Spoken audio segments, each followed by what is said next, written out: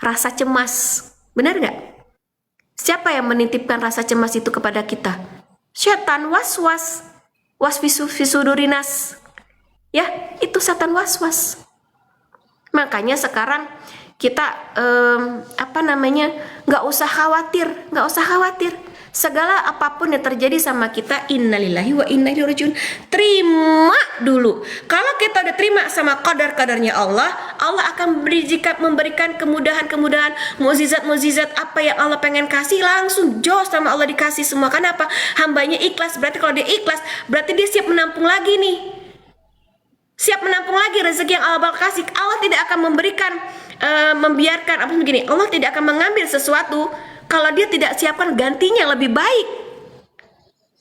Ngerti nggak? Paham nggak maksudnya aku? Allah mengambil sesuatu dari kita. Allah mengambil sesuatu dari kehidupan kita. Apapun itu bentuknya, Allah tidak akan mengambil dengan sebegitunya, dengan percuma sayang. Kalau Allah tidak mensediakan yang lebih baik dari itu, apa yang telah diambil.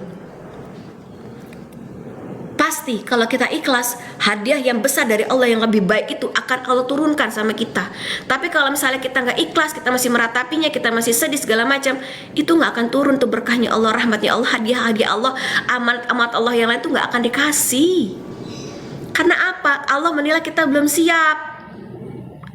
Makanya siapkan diri kita untuk menerima keberkahan Allah dengan apa? Rasa bahagia, rasa tenang, rasa Allah selalu bersama-sama kita. Begitu. Bunda, anakku meninggal. Aku sudah berusaha membahagiakan waktu hidup, tapi aku rusak. Bunda, tidak ada yang sempurna di dunia ini, nggak ada. Ya, sebangsa Rasulullah aja, maaf sebangsa, maksudnya seperti Allah Rasulullah aja, ya masih punya ada ibarat kata tidak sesempurna itu. Nggak ada yang sesempurna dunia ini sayang. Sekarang yang penting kita sudah berusaha dan baik semaksimal mungkin biar Allah yang menilai.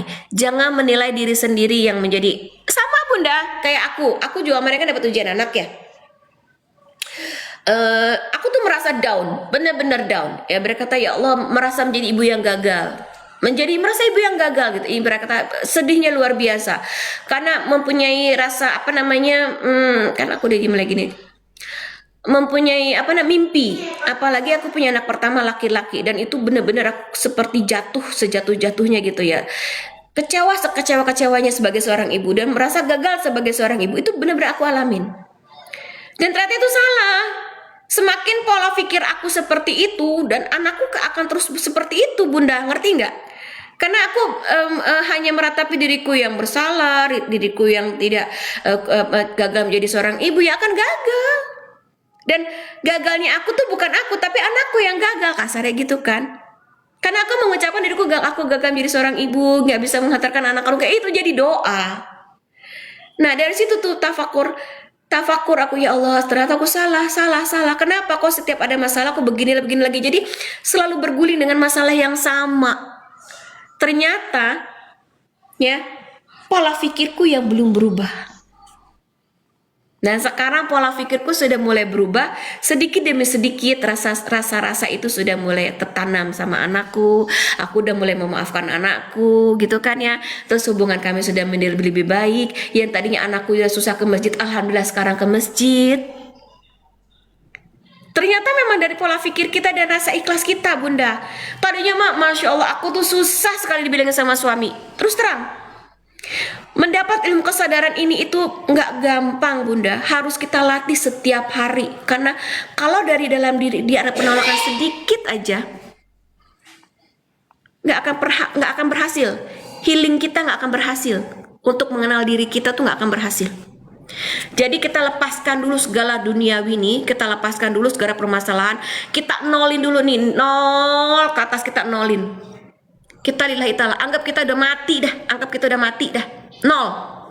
Kita menjadi manusia baru. Jadi manusia baru itu bukan hanya lebaran ya, bukan ya. Suci lahir batin tuh pada saat kita sadar, kita sebagai seorang hamba, kita dikasih masalah, kita sadar.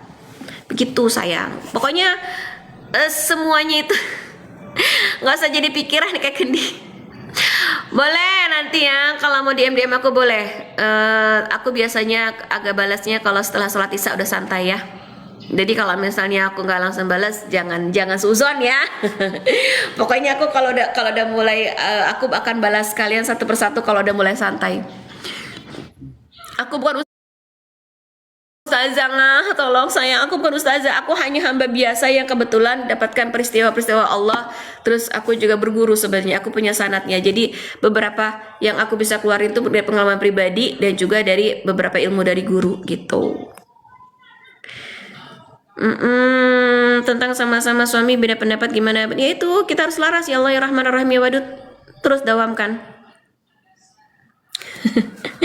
Bukan ceramah, ini mah pengalaman, masya Allah. Bunda mau nanya sholat duha nggak baca surat? Nggak apa-apa, nggak semuanya apa waduha. Kamu apa sholat pendek apapun itu nggak apa-apa. Jangan jadikan alasan sholat duha kamu terbengkalai atau tidak melakukannya hanya karena kamu nggak hafal suratnya. No, ya lakukan walaupun cuma 2 rakaat. Itu sedekah kamu sama tubuh kamu. Bersyukur sama Allah bahwasannya kita kasih sehat untuk hari ini, ya. Itu sedekah sama tulang-tulang kita, tubuh-tubuh kita tuh sedekah tuh duha itu. Ngadepin suami yang judol sementara gajian bulanan udah habis sama Jun. Ya itu doa minta sama Allah. Kamu bangun malam minta petunjuk sama Allah. Minta petunjuknya apa ya Allah? Berikanlah petunjukmu untuk kami mendapatkan rezeki yang halal lagi berkah. Udah gitu.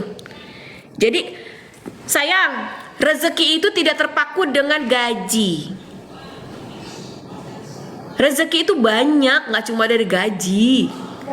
Kalau misalnya kita takut, maka itu dia yang aku bilang Kak Nelis. Kita ambil wadah-wadah yang lain supaya kita dapat wadah-wadah rezeki lain dari Allah, supaya rezeki Allah tuh ngalir ke tempat kita tuh dengan cara yang banyak. Kita siapin wadahnya biar Allah kasih gitu loh, ngerti gak sih? Allah udah kasih hujan nih. Kita tampung tuh air hujan, kita perbanyak wadahnya. Ngerti ya maksudnya? Aduh, masya Allah. Bun, ngadapin suami yang selalu menganggap kita terus salah, selalu benar, itu doakan aja selaras itu tadi. Ya Allah ya Rahman Rahim ya Wadud ya Fattah, ya Halim, ya Aziz, boleh. Asmaul Husna, bunda siapa nih? Bunda Mama. Jadikan penolong, jadikan tali kita untuk selalu meminta pertolongan sama Allah, ya. Allah itu udah ngasih tali-talinya itu dengan Asmaul Husna loh. Allah itu sudah memperkenalkan dirinya dengan 99 nama loh. Ya, beli segala kesusahan kamu itu dengan menyebut nama Allah, dengan sedekah, dengan sholat, dengan mepet ke Allah, beli semuanya beli. Ya, minta sama pabriknya langsung. Allah kan udah kasih namanya tuh 99. Kita pelajarin. Subhanallah, sebentar ya, anakku.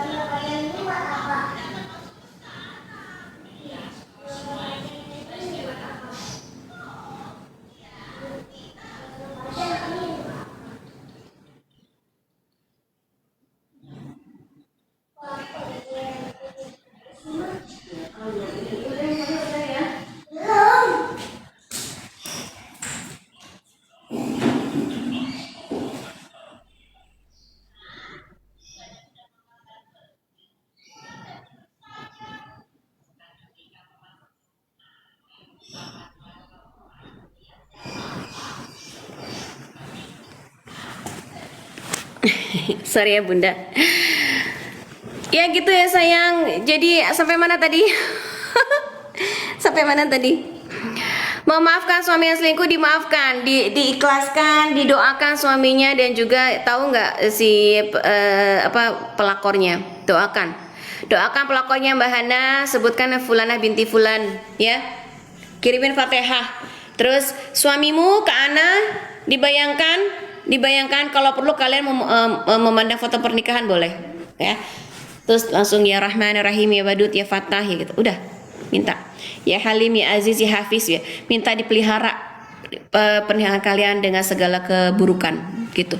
Ya, dihilangkan segala gangguan bentuk apapun ya, bentuk asing apapun itu minta dihilangkan. Anak suka berantem ujian. Iya, anak berantem juga ujian. Jadi Kak Emi kalau anak berantem berarti Kak Emi harus laras dulu sama suami, ya. Kalau misalnya terjadi apa-apa sama anak kita janjelin anak. Kita tunjuk diri kita dulu nih sebagai ibu dan bapaknya. Jadi anak itu ada refleksi dari kita ibu bapaknya. Ya. Anak mau sakit, anak mau masalah, itu semua refleksi dari kita. Hubungan kita berarti tidak baik dengan pasangan. Biasanya seperti itu yang udah aku alamin ya. Ada masalah sama anak, memang hubunganku sama suami lagi nggak baik gitu. Doakan Bunda Nina Cintang menjadi anak yang soleh, qurrata ayun dunia akhirat. Robbana hab lana min azwajina wa dzurriyyatina qurrata ayun waj'alna lil muttaqina imama. Hafal nggak Bunda Nina doa itu? Ya. Jadikan kita cermin untuk mereka. Jadi kalau kita pengen anak kita soleh dan soleha, jadikan kita pantaskan diri kita menjadi soleh dan soleha juga. Wadah itu apa sedekah Bu? Iya. Wadahnya itu kemana kita menaruh sedekah itu. Jadi misalnya gini, kita menambah wadah-wadah berarti kita nambah sedekah kita. Misalnya sedekah kita setiap bulan hanya ke masjid, misal ke tromol yang sekian gitu ya. Udah, kita tambah lagi ke yatim mana gitu. Kita tambah lagi ke janda mana gitu. Dan rutinkan setiap bulan untuk pengeluaran rutin setiap bulan. Jadi kamu budgetin setiap bulan. Misal, kamu punya gaji 5 juta. Ya, kamu punya gaji 5 juta.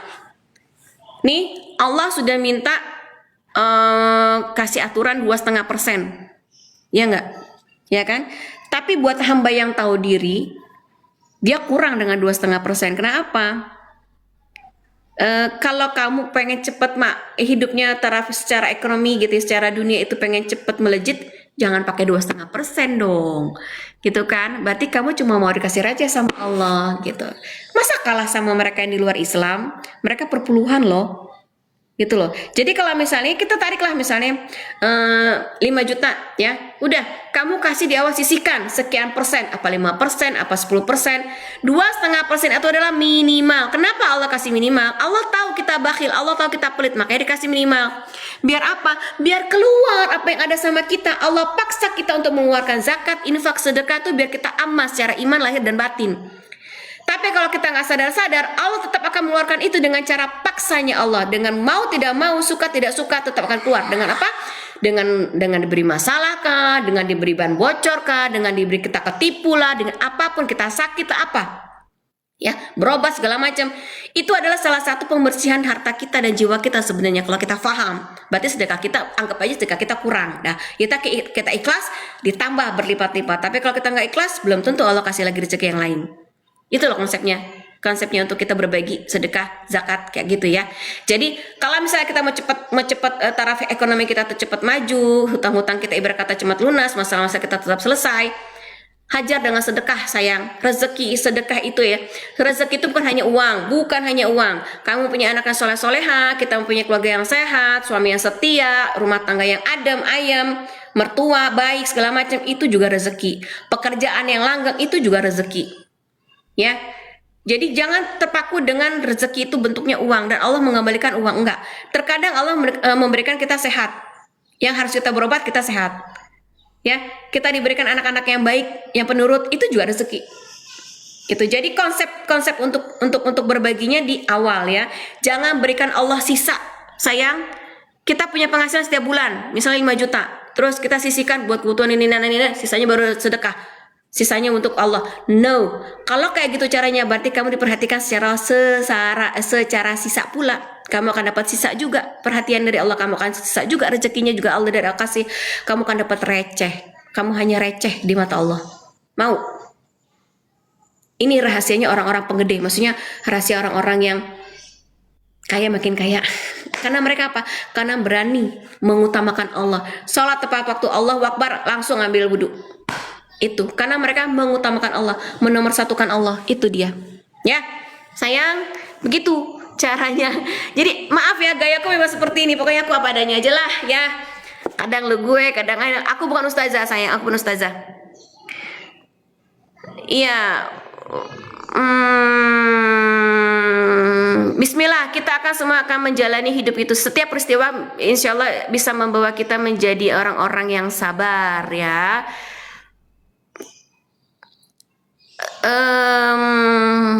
Anak-anak yang tidak yang mendengar nasihat, ya udah kita harus menjadi pendengar dulu untuk mereka. Kak siapa ini? Kak Eni, kita harus menjadi pendengar dulu untuk mereka. Kita memahami mereka dulu sampai mereka nyaman sama kita, baru kita nasihatin mereka. Biasanya seperti itu. Jadi timbal balik.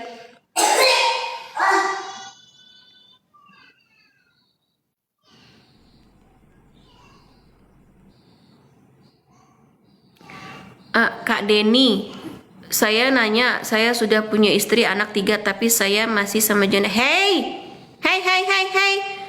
ngapain? Kamu masih ngurusin janda orang? Terus anak istri kamu zolimin itu dengan kamu mempengurusi janda? Atau jangan dong kak, kasihan anak istrimu dan istri rezekimu Kak Denny. Yakin sama Allah akan tertahan dan terus, bahkan bisa hilang sehilang-hilangnya. Karena apa? Karena kamu udah zalim sama anak istri. Doa yang terbesar adalah anak dan istri. Bahagiakan anak istrimu dulu, nggak usah mikirin janda orang. Biarkan Allah yang ngurus janda-jandanya itu. Ya, jangan tertipu dengan fata morgana dunia, dengan apa namanya gini ya. Memang makhluk laki-laki adalah visual. Perempuan adalah sensual. Jangan tertipu dengan sensualnya wanita. Apapun itu bentuknya adalah gelayutan setan. Mata laki-laki digelayutin setan untuk bisa melihat keindahan perempuan yang bukan mahramnya. Itulah istighfar banyak-banyak.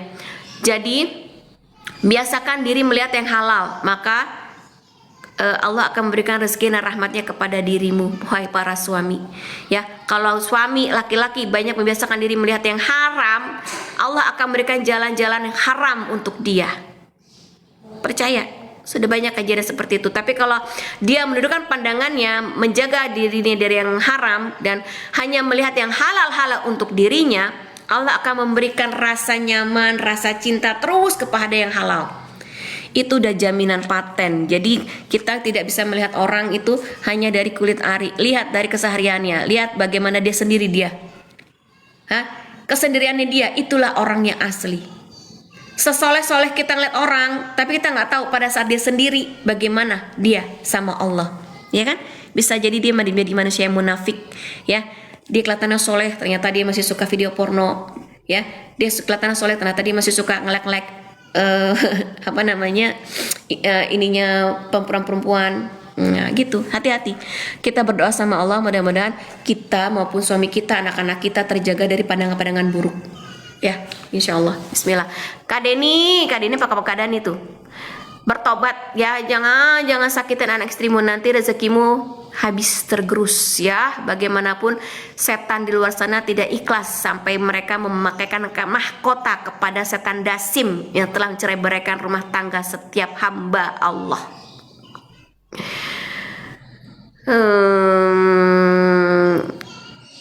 Mendoakan orang yang untuk bayar cepat hutang, ya doakan aja, kirimin Fatihah terus, bikin mereka bergetar hatinya. Ya, ada pengalaman kayak gitu, sebutin namanya terus. Tapi kalau misalnya Bunda mau ikhlas itu lebih baik. Ya, biar Allah yang membayar. Bunda Ipah mau Allah yang bayar atau orang yang bayar? Kalau aku sih aku mending Allah yang bayar, karena Allah yang bayar tuh berlipat-lipat, beneran. Jadi duit yang tertahan sama orang sekian misalnya ya, kalau dia bayar kan cuma sekian, tetap cuman ada rasa puas doang sama kita. Tapi kalau kita serahkan sama Allah, Allah berganti-ganti lipat. Malah harusnya kita nggak punya motor, kita jadi punya motor, gitu kasarnya. Ya, dah ikhlasin aja.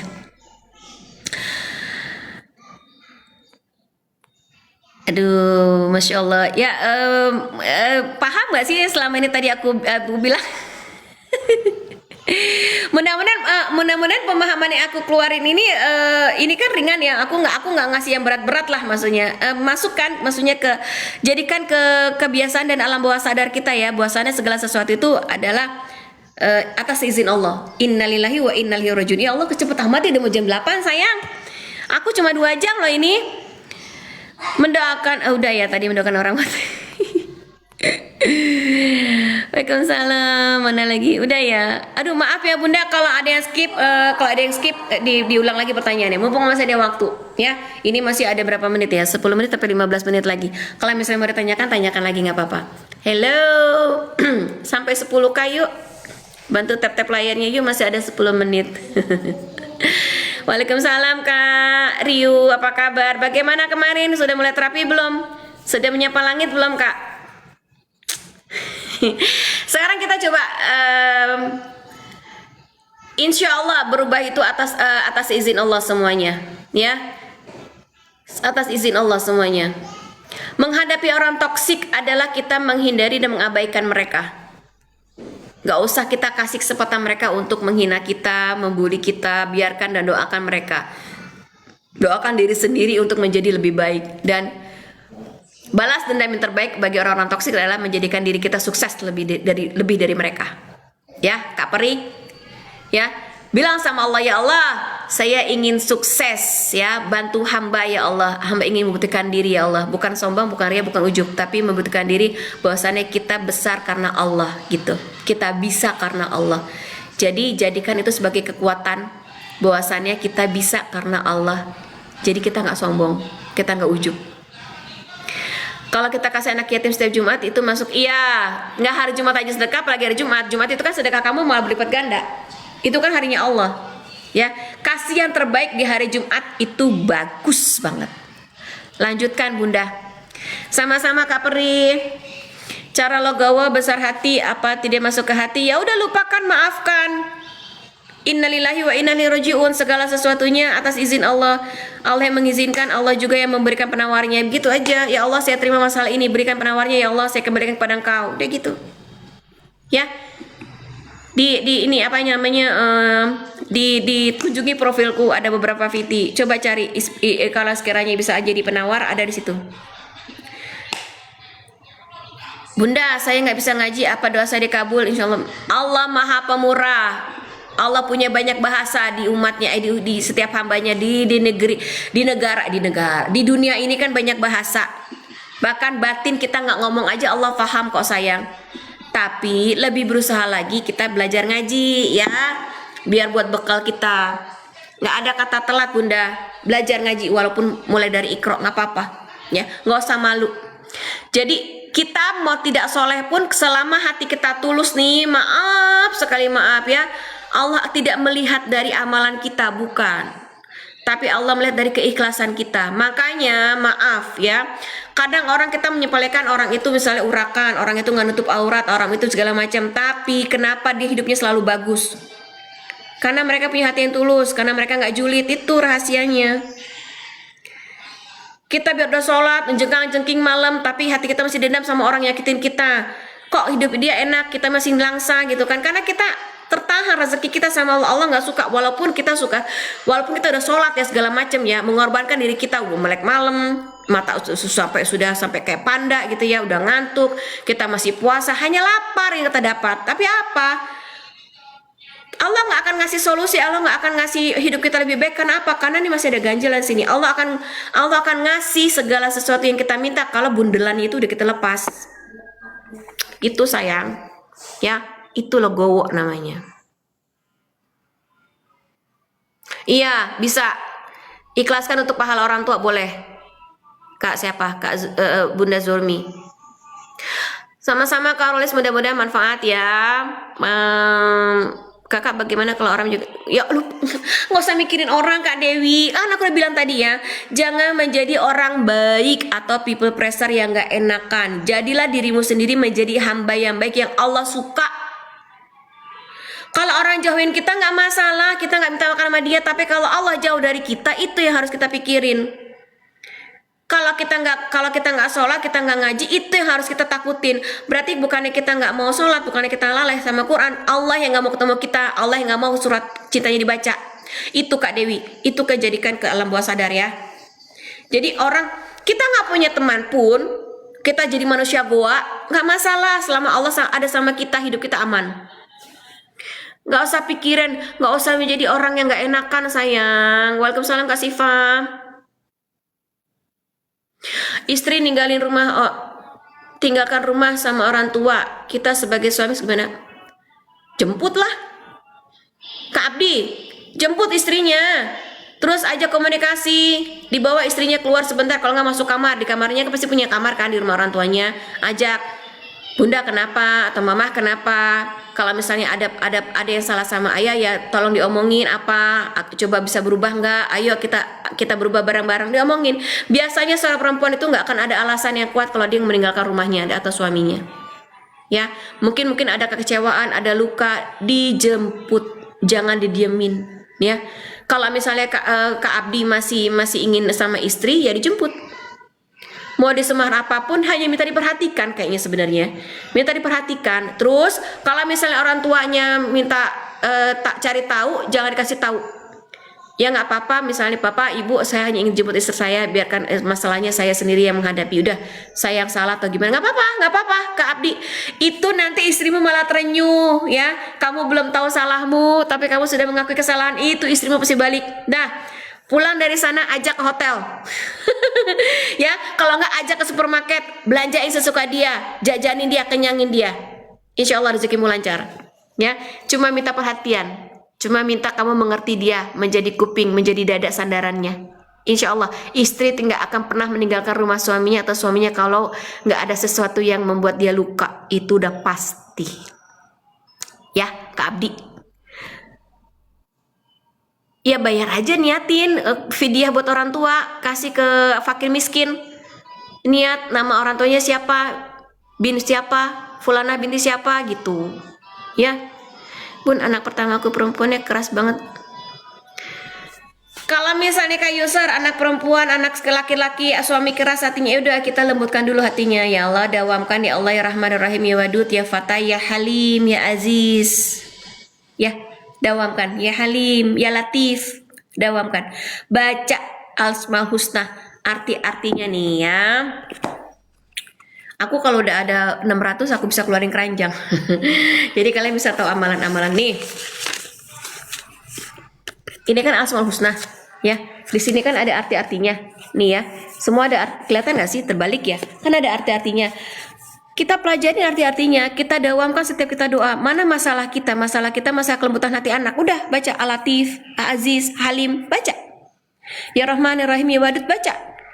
Jadikan amalan kita setiap hari, setiap detik, boleh kapanpun kita mau punya. Allah tuh udah ngasih talinya, masa kita mau diemin aja tali bergelantungan gitu. Ya udah, sayang. Kalau anak sudah dewasa, belum mau rumah tangga, doakan, sedekahkan atas nama anak Kak Dewi.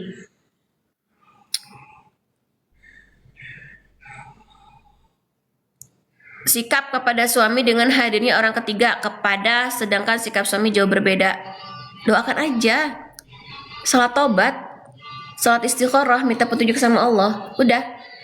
Kak Sutia, ya. Suaminya, terus orang ketiganya kirimin Fatihah.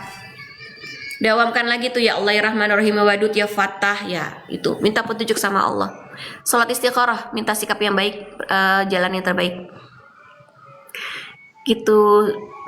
Sudah upaya, iya Kak Abdi, bismillah ya, doakan. Kalau misalnya sudah upaya lagi, sedekah atas nama istri boleh, dia biar Allah melembutkan. Kak Abdi dawamkan itu tadi ya, ya Allah ya Rahman ya Rahim ya Wadud, bayangkan istrinya, sebutkin namanya Fulana binti Fulan ya, sebutin apa namanya, kirimin Fatihahnya juga ya, sedekah atas nama istri. Udah, insya Allah. Kalau dia masih belum mau balik, terus aja datang setiap hari, boleh, sampai dia luluh. Tenang aja, seorang istri itu sebenarnya gampang kok, asal kita tuh perempuan tuh mau kelihatan aja pengorbanannya, udah gampang luluh, bener, luluh.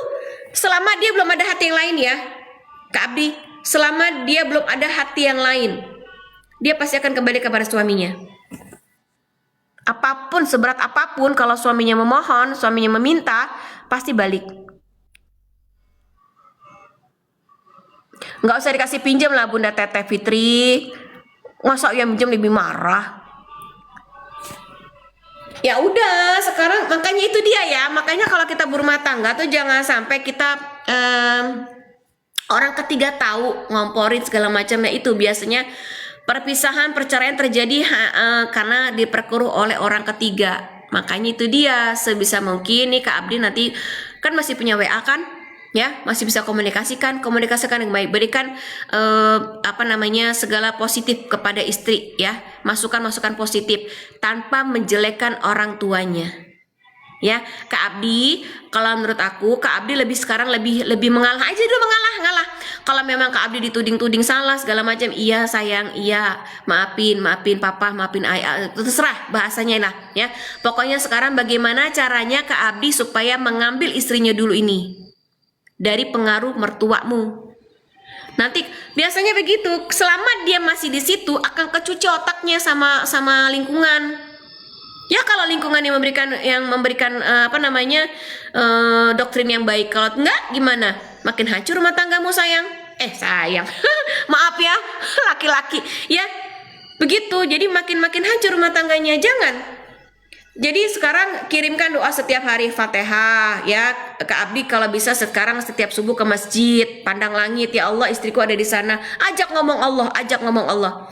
Segala apapun yang bisa libatkan Allah, libatkan. Setiap subuh atas nama istri, ya Allah, saya ingin istri saya kembali. Begitu bisa, insya Allah bisa. Apalagi cuma di rumah orang tuanya, insya Allah nggak ada hal yang nggak mungkin sama Allah. Yang ibarat kata yang udah di rumah pelakor bertahun-tahun aja bisa balik kok.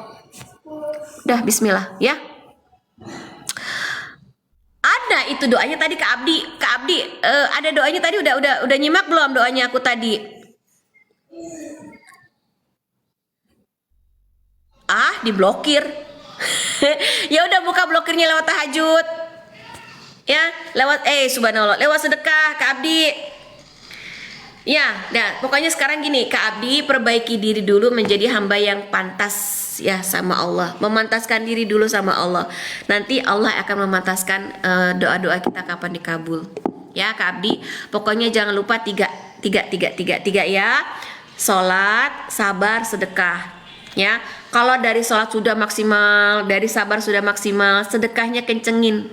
Sedekahnya ditosin. Jadi ibaratnya gini Kak Abdi kan sudah berusaha segala maksimal mungkin ya, secara manusiawi lah kasar gitu. Tapi ini bandul di atas nih masih belum terjangkau nih misalnya nih getarannya. Jadi Kak Abdi kasih lebih kenceng lagi, tahu nggak permainan yang bandul gitu, yang begini ya. Jadi kasih lagi kekuatan biar jos, biar dia lebih mantul lagi ke atas, gitu ya. Jadi sedekahnya lebih kencengin lagi. Aku orang campur. Jadi aku aslinya orang Jogja. Bapakku Jogja Tulen, mamaku Jogja Betawi. Suamiku orang Garut. Ayo, mau yang mana? Jadi terkadang tapi